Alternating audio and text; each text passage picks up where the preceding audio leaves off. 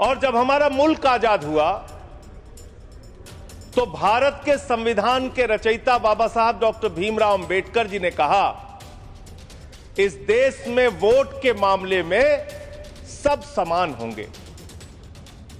राष्ट्रपति के वोट की भी गिनती एक होगी, प्रधानमंत्री के वोट की भी गिनती एक होगी, मुख्यमंत्री के वोट की गिनती भी एक होगी, सांसद विधायक के भी वोट की गिनती एक होगी और गांव में रहने वाले मजदूर के वोट की गिनती, दलित के वोट की गिनती, पिछड़े समाज के लोगों के वोट की गिनती, आदिवासी के वोट की गिनती एक होगी। आज एसआईआर के जरिए यह जो चर्चा पूरे देश में एक खौफ का माहौल बना हुआ है, क्या वास्तव में एसआईआर के जरिए आप मतदाता सूची को साफ करना चाहते हैं या वोटर को ही साफ करना चाहते हैं? साल की तमाम तारीखों में दलित बहुजन आंदोलन का इतिहास छुपा है, बहुजन नायकों का संघर्ष छुपा है। उन तमाम इतिहास और संघर्षों को समेटे आ गया है साल 2026 का बहुजन कैलेंडर। आज ही बुक करिए अपना बहुजन कैलेंडर, डिटेल्स स्क्रीन पर हैं। माननीय संजय सिंह। धन्यवाद मान्यवर। आपने चुनाव सुधार जैसे महत्वपूर्ण विषय पर, जिसमें इस समय पूरे देश की चिंता है, ऐसे महत्वपूर्ण विषय पे मुझे अपनी बात कहने का मौका दिया। मान्यवर, वोट का अधिकार एक लंबे संघर्ष के बाद हिंदुस्तान को मिला। अंग्रेजों ने 190 साल तक हिंदुस्तान पर राज किया। उनके खिलाफ हमारे क्रांतिकारियों ने, शहीद आजम भगत सिंह ने कुर्बानी दी, शहीद सुखदेव ने कुर्बानी दी, शहीद राजगुरु ने कुर्बानी दी, शहीद राम प्रसाद बिस्मिल ने कुर्बानी दी, शहीद खुदीराम बोस ने कुर्बानी दी, शहीद अशफाक उल्लाह ने कुर्बानी दी, शहीद रोशन सिंह ने कुर्बानी दी और राष्ट्रपिता महात्मा गांधी ने त्याग और बलिदान से इस देश को आजाद कराया।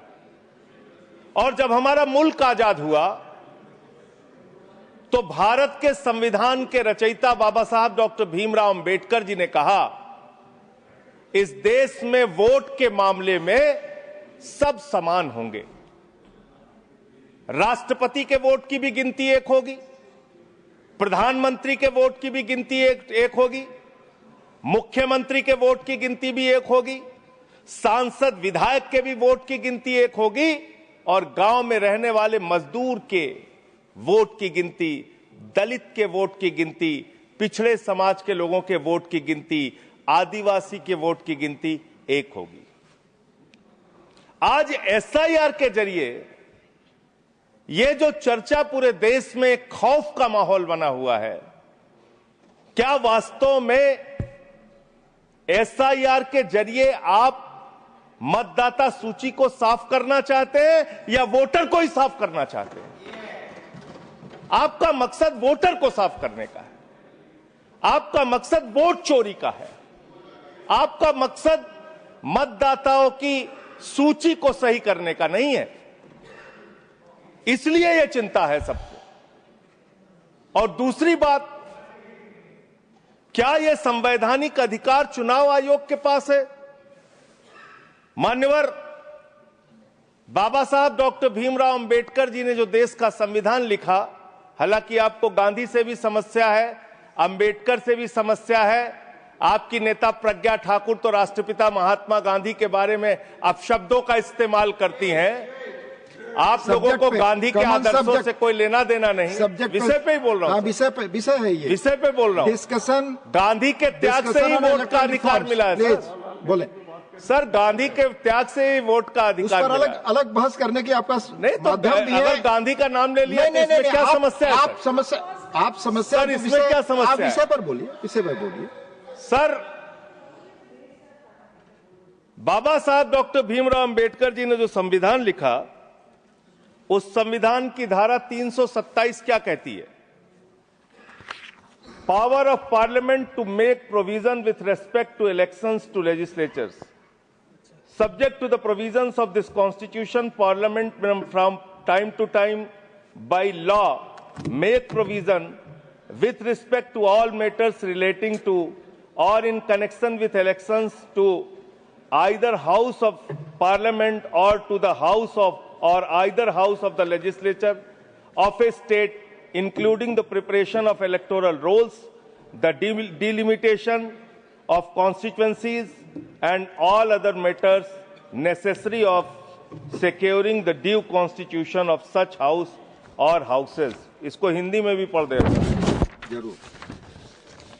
भारत के संविधान की धारा 327 कहती है, इस संविधान के प्रावधानों के अधीन रहते हुए संसद समय समय पर विधि द्वारा संसद के किसी भी सदन या किसी राज्य के विधानमंडल के सदन या किसी सदन के चुनाव से संबंधित सभी मामलों के संबंध में प्रावधान कर सकती है, जिसमें मतदाता सूची तैयार करना, निर्वाचन क्षेत्रों का परिसीमन करना और ऐसे सदन या सदनों के विधिवत गठन को सुनिश्चित करने के लिए आवश्यक अन्य सभी मामले शामिल हैं। यानी कि चुनाव के मतदाता सूची बनाने से लेकर परिसीमन करने से लेकर चुनाव संपन्न कराने तक का जो अधिकार चुनाव आयोग को मिलता है, वो धारा 327 के तहत मिलता है, संविधान के तहत मिलता है। उसी के तहत चुनाव आयोग काम करेगा। चुनाव आयोग कोई राजनीतिक पार्टी नहीं है, उसको चुनाव नहीं लड़ना है। चुनाव लड़ना है राजनीतिक पार्टियों को। राजनीतिक पार्टियां बैठती हैं पार्लियामेंट में और संविधान के मुताबिक जो 327 के तहत पावर चुनाव आयोग को दी जाएगी, उसी के तहत चुनाव संपन्न होगा। अब आगे आ जाइए सर। अब लोक प्रतिनिधित्व कानून 1950 क्या कहता है, जिसमें मतदाता सूची का जिक्र है। इसमें साफ तौर पे लिखा हुआ है, इसकी धारा 20 उपधारा 3 में अंतर्विष्ट किसी बात के होते हुए भी निर्वाचन आयोग किसी भी निर्वाचन क्षेत्र या निर्वाचन क्षेत्र के भाग के लिए निर्वाचक नामावली में ऐसी रीति में जिसे वह ठीक समझे विशेष पुनरीक्षण के लिए निर्देश उन कारणों से जो अवलिखित किए जाएंगे किसी भी समय दे सकेगा। कारण अवलिखित किए जाएंगे, ये साफ तौर पे यहां लिखा हुआ है। एसआईआर आप क्यों करा रहे हैं, ये कारण आपको देश को बताना पड़ेगा, ये कारण आपको देश के सामने रखना पड़ेगा। ऐसे नहीं कि हम तुगलक हो गए हैं, हमारे दिमाग में सनक आ गई है, हम पूरे देश में एसआईआर कराएंगे। संसदीय शब्दों का ही इस्तेमाल नहीं, शब्दों का नहीं सर, प्लीज सर। इसमें क्या गलत मैं कह रहा हूं? क्या तुगलकी फरमान जारी करके एसआईआर कराया जा सकता है? पॉइंट ऑफ ऑर्डर क्या है? पॉइंट ऑफ ऑर्डर किस रूल के तहत? 238 सर। हाँ बोलिए। Clause 5, reflect upon the conduct of persons in high authority unless the discussion is based on a substantive motion. I have already intervened. Please take your seat. हाँ माननीय संजय जी बोलिए आप।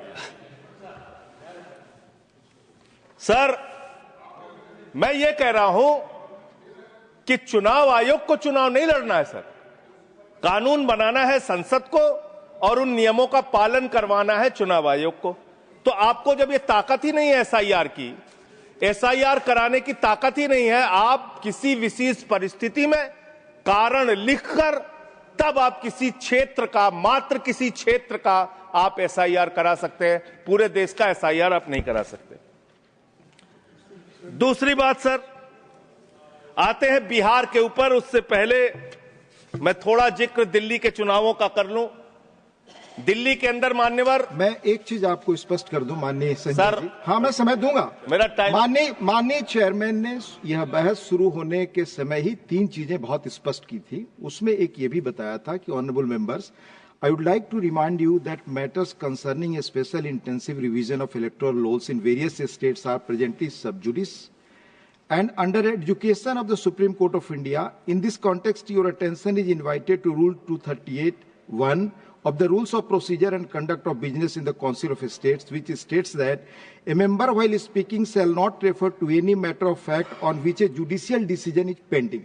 Already judicial decision pending. Judicial decision पे तो मैं बात ही नहीं कर रहा हूं anything by you breach, sir. जो प्रक्रिया संपन्न हो गई मैं उसकी और आपका इशारा कर रहा हूं डिसीजन की तरफ। सर चुनाव सुधार, मैं सुप्रीम कोर्ट के बारे में कोई बात ही नहीं कर रहा हूं सर। यू आर डिस्कसिंग ऐसा, मैं तो सिर्फ प्रोसेस के बारे में बात कर रहा हूं। मैंने आपको बता दिया, प्लीज आप बोले। सर देश में जो दिल्ली का जो चुनाव हुआ सर, उस दिल्ली के चुनाव में हमने बार बार शिकायत की चुनाव आयोग से। चुनाव आयोग चुनाव के दौरान दी गई शिकायतों को गंभीरता से लेने और उसका निस्तारण करने के लिए बना है। दिल्ली के अंदर जो नई दिल्ली कॉन्स्टिट्यूएंसी है, अरविंद केजरीवाल जी की कॉन्स्टिट्यूएंसी, वहां पर सर चुनाव शुरू होने से पहले ही 42,000 वोट काट दिए गए। 42,000 वोट काट दिए गए। उसका कोई कारण पता नहीं क्यों काट दिए गए, वो 42,000 वोट काट दिए गए।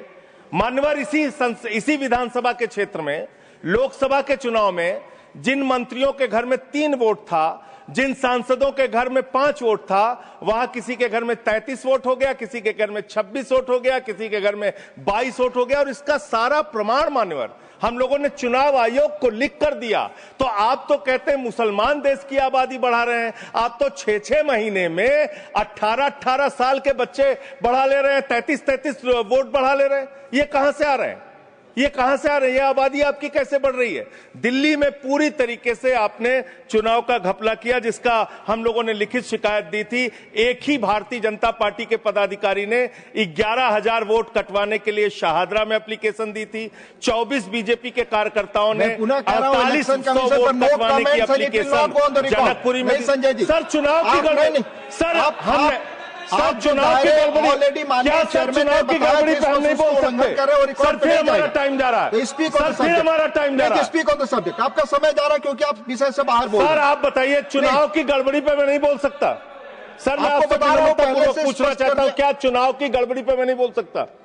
चुनाव में हो रही गड़बड़ियों पे नहीं बोल सकता। इलेक्शन रिफॉर्म्स के पक्ष और विपक्ष में हम इलेक्शन रिफॉर्म्स कैसे होगा जब गड़बड़ियां नहीं बताएंगे? सर उन चीजों के बारे में जब गड़बड़ियां बताएंगे तो रिफॉर्म्स कैसे होगा? संसद में उठा चुके हैं जिन चीजों को। सर मैं आपसे हाथ जोड़कर पूछना चाहता हूं, एक सेकंड प्लीज। सर मैं आपसे विनम्रता पूर्वक पूछना चाहता हूं, चुनाव की गड़बड़ियों के बारे में अगर सदन को आपको नहीं बताऊंगा सर, तो उसका रिफॉर्म्स कैसे होगा? तो दिल्ली में अगर एक गड़बड़ी हुई है, जरूर आप बोले, ये आपका अधिकार है, पर स्पेसिफिक जो उदाहरण दे रहे हैं उसके बारे में पहले आप उठा चुके हैं, वो अमान्य हो चुकी है चीजें। प्लीज नहीं सर, नहीं सर, नहीं सर, सर आपका समय जा रहा है, please come on the subject.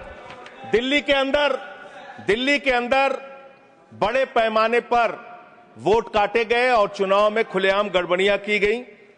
अब बात करते हैं बिहार में। सर बिहार में आपने अचानक कहा पूरे राज्य का SIR होगा। SIR आपने कराया, करीब 65 लाख वोट काट दिए वहां पे। और मान्यवर मैं आपके सामने कुछ विधानसभाओं की सूची पढ़ना चाहूंगा।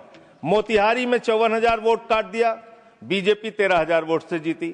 गोपालगंज में 66,000 वोट काट दिया, बीजेपी 28,000 वोट से जीती। संजय जी बरौली में 46,000 वोट काट दिया, बीजेपी 12,000 वोट से जीती। अनमोर में 37,000 वोट काट दिया, बीजेपी। ये सारी चीजें सुप्रीम कोर्ट में नहीं जाएगी रिकॉर्ड पे। सर ये गड़बड़ी पे बात हो रही है। गड़बड़ी मेरा समय चला जा रहा है, सुप्रीम कोर्ट के पास सर मेरा टाइम जा रहा है। सर विषय पर बोलिए। सर विषय पर बोल रहा हूँ सर। नहीं विषय पर नहीं सर, ये विषय ऐसे तो फिर बात नहीं हो पाएगी। ठीक है सर, ऐसे बात नहीं हो पाएगी। आप हमारा टाइम खराब कर रहे हैं। विषय पर बोलिए। नहीं मेरा सारा समय चला जा रहा है सर। आप विषय पर बोलिए। जो चीज सब जुडिस है उसके बारे में honourable chairman has made it clear. Please. Election में ऐसे गड़बड़ियां होते हैं, उसको क्या करना चाहिए ये बता रहे हैं। ये सारे कंप्लेंट माननीय LOP सुप्रीम कोर्ट के पास है। ये सब जुडिस मामला है, इस पर मैं अलाउ नहीं करूंगा। ऑलरेडी चेयरमैन ने कह दिया। माननीय संजय सिंह आपका समय जा रहा है। आप माननीय सर आप बोलने ही नहीं दे रहे हैं। फिर ऐसे बोलने नहीं दे रहे हैं आप कानून। सर चुनाव की गड़बड़ियों के बारे में नहीं बोलेंगे? आप संवैधानिक मर्यादाओं चुनाव की गड़बड़ियों के बारे में नहीं बोलेंगे? चेयर पर आरोप करेंगे, ये आपको फ्रीडम है।